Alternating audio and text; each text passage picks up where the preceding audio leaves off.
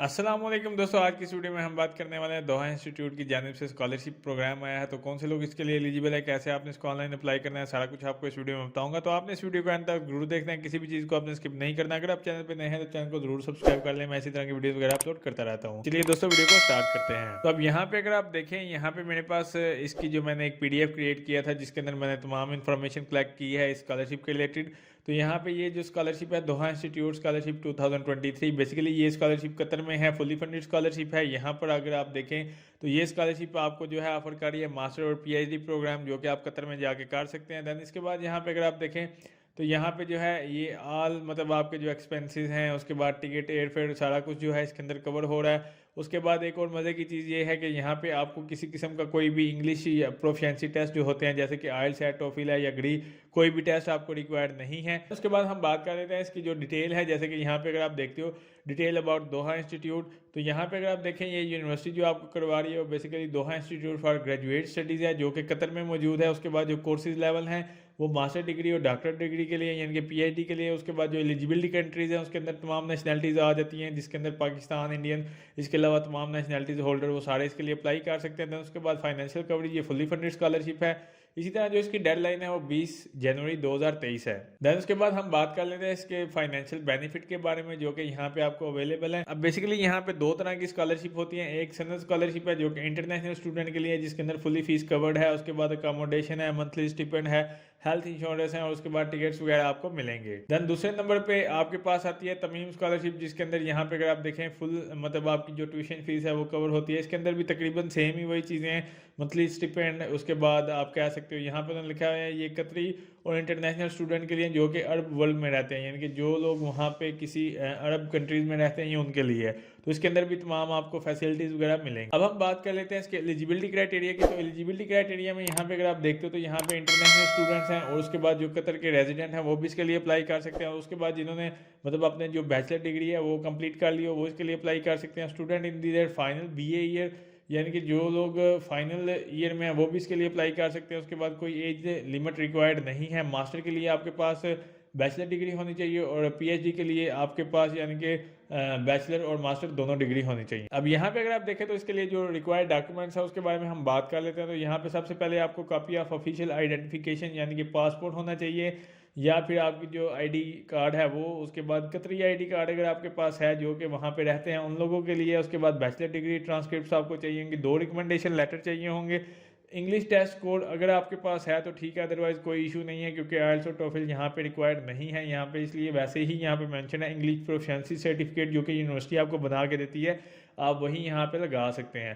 Then उसके बाद personal statement है, उसके बाद एकेडमिक एसेज वगैरह होंगे। उसके बाद जो है आपकी CV यहाँ पे होनी चाहिए। जिसकी डेडलाइन है उसके बारे में मैंने आपको ऑलरेडी बता दिया, 20 जनवरी इसकी लास्ट डेट है। इसके बाद आपने इसको अप्लाई करना है, तो वो आपने जो है इसको ऑनलाइन अप्लाई करेंगे तो वो यहाँ पे मैं आपको बता दूंगा आपने कैसे इसको ऑनलाइन अप्लाई करना है। अब ये इनकी ऑफिशियल वेबसाइट है dohainstitute.edu.qa। अब बेसिकली यहाँ पे आप आएंगे, ये लिंक आपको डिस्क्रिप्शन में दे दूंगा, ये आप ये यहाँ पे लिंक देख सकते हो। इसको आपने कॉपी कर लेना है, यानी कि dohainstitute.edu.pk। यहाँ पे आप आओगे एडमिशन रजिस्ट्रेशन में, देन एडमिशन में। तो यहाँ पे इसकी जो डेडलाइन वगैरह वो दी हुई हैं, जो डॉक्टर डिग्री के लिए भी 20 है और मास्टर के लिए भी 20 जनवरी इसकी लास्ट डेट है।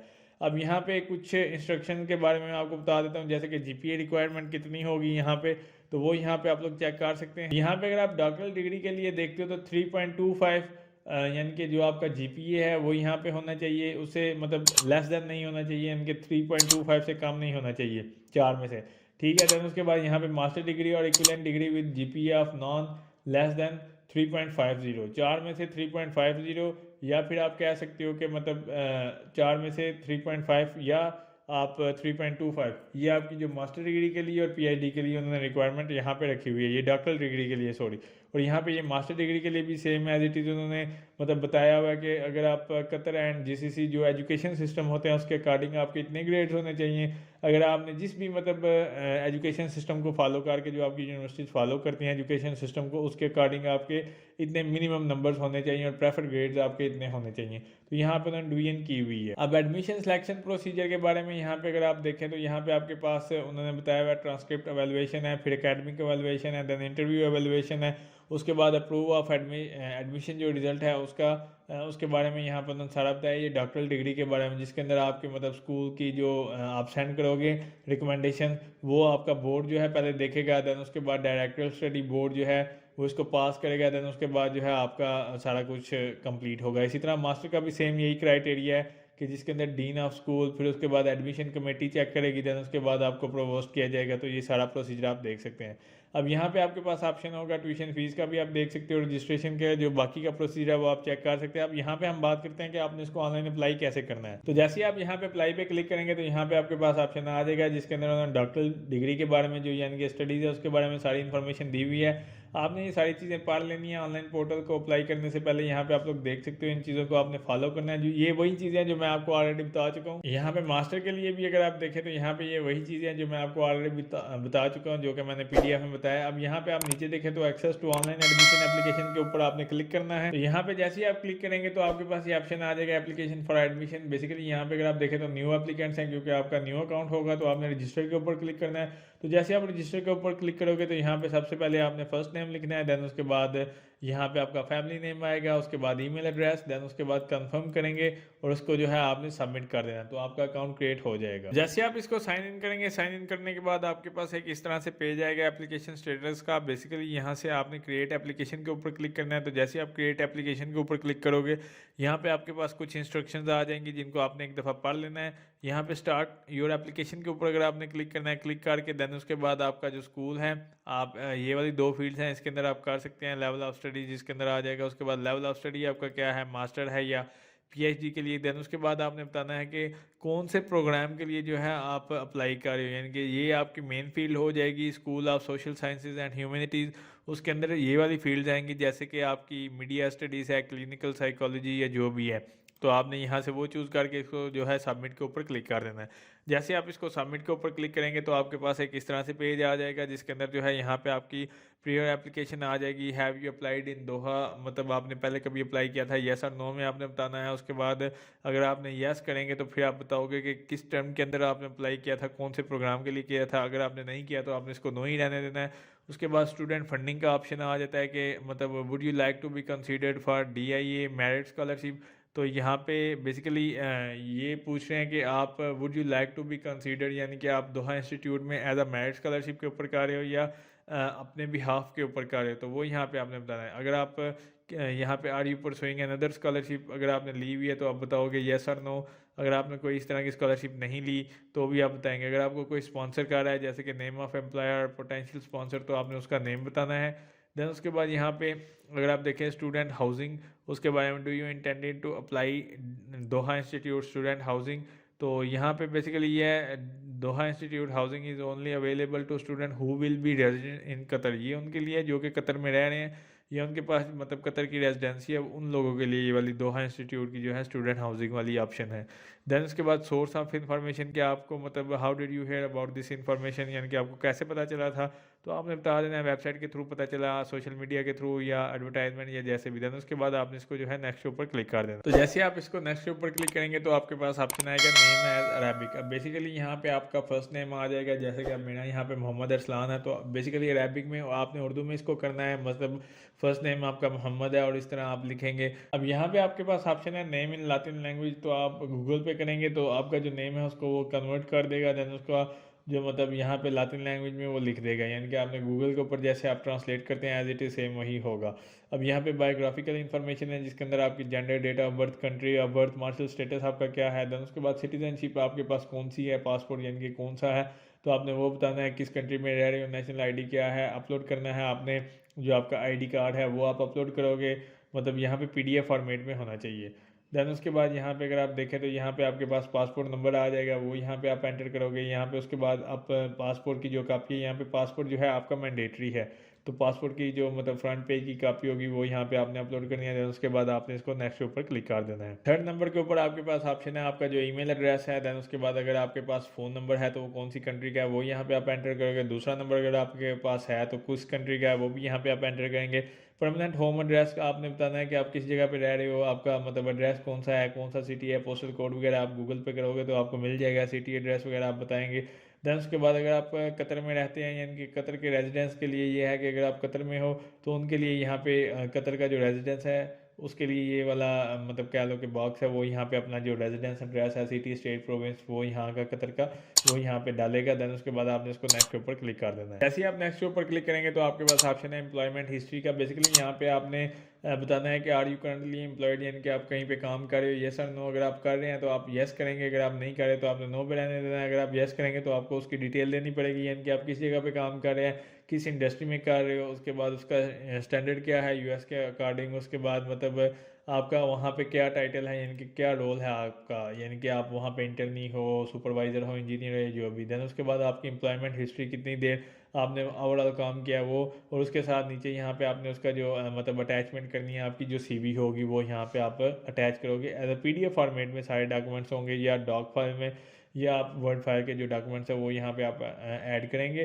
तो यहाँ पे आपने अपनी सीवी ऐड करने के बाद इसको जो है नेक्स्ट के ऊपर क्लिक कर देना है। फिफ्थ नंबर के ऊपर आपके पास ऑप्शन है अंडर ग्रेजुएट क्वालिफिकेशन का। उसके बारे में आपने बताना है कि आपने अंडर ग्रेजुएट किस जगह से किया था, यानी कौन सी यूनिवर्सिटी थी, सिटी कौन सा था, स्टेट प्रोविंस क्या था, कंट्री क्या था, उसके बाद डिग्री की टाइप क्या थी, यानी बैचलर था या उसके इक्विवेलेंट था, और उसके बाद यहाँ पे आपने बताना है कब शुरू किया था, कब खत्म हुआ था। उसके बाद उसके जो रिजल्ट्स हैं उसके बारे में आप बताओगे कि हैव यू ऑलरेडी ग्रेजुएटेड, तो कब ग्रेजुएशन आपकी कंप्लीट हुई थी, या अगर आप कर रहे हो तो आप बताओगे कि नहीं, आप नो कर देंगे तो वो फिर आपसे पूछेंगे कब तक आपका चांसेस हैं कि आपकी जो ग्रेजुएशन है वो कंप्लीट होगी। उसके बाद आपका सीजीपीए कितना था, उसके बाद आपकी बाकी की डिटेल यहाँ पे आ जाएगी। If you are graduated not yet, तो उसके बारे में यहाँ पे आपने बताना है, मतलब वो सीजीपीए है यहाँ पे, मतलब आपका ओवरऑल। देन उसके बाद अगर आप अभी तक ग्रेजुएट नहीं हुए तो जीपीए यहाँ पे आपका रिक्वायर्ड होगा। तो इसी तरह यहाँ पे अगर आप देखें क्वालिफिकेशन डिटेल है, उसके अंदर आपने अपलोड करनी है ग्रेजुएट की, जो अंडर ग्रेजुएट की ट्रांसक्रिप्ट है वो यहाँ पे आप अपलोड करोगे, अटैच फाइल्स करेंगे यहाँ पे। देन उसके बाद यहाँ पे अगर आप देखें upload under graduate certificate statement, तो वो यहाँ पे आप अपलोड करोगे।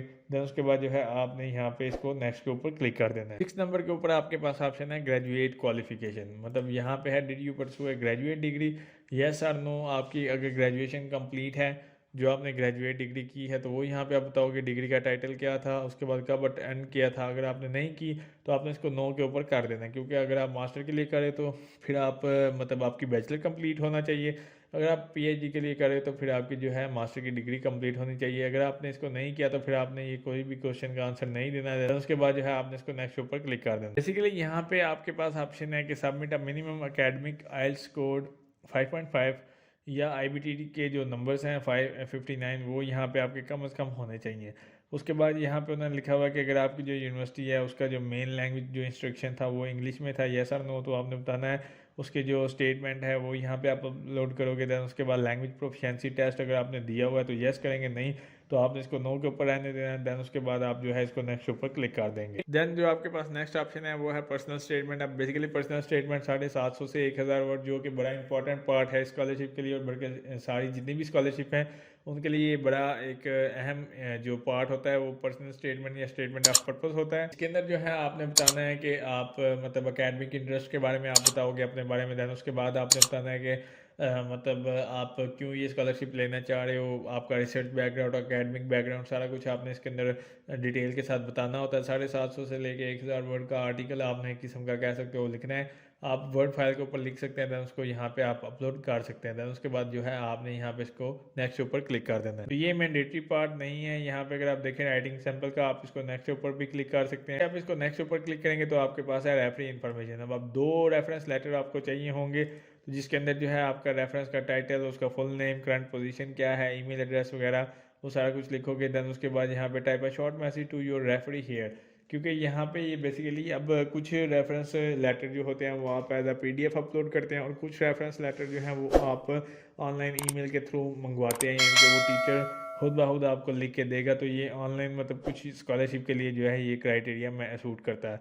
तो आपने इस तरह 2 रेफरेंस लेटर आपको चाहिए होंगे, और उसके बाद आपने इसको चेक मार्क करना है। देन उसके बाद जो है आपने इसको नेक्स्ट ऊपर क्लिक कर देना है। तो जैसे आप इसको नेक्स्ट ऊपर क्लिक करेंगे, देन उसके बाद आपके पास ऑप्शन है टर्म्स एंड कंडीशन का। आपने यहाँ पे जो है इसको चेक मार्क करना है, और सारी डिटेल आप जो है यहाँ पे पढ़ सकते हैं, मतलब जो जो चीज़ें आपने दी हैं वो सारी करेक्ट है। देन उसके बाद जो है आपने यहाँ पे सबमिट के ऊपर क्लिक कर देना। तो जैसे आप इसको सबमिट करेंगे तो आपकी एप्लीकेशन सबमिट हो जाएगी।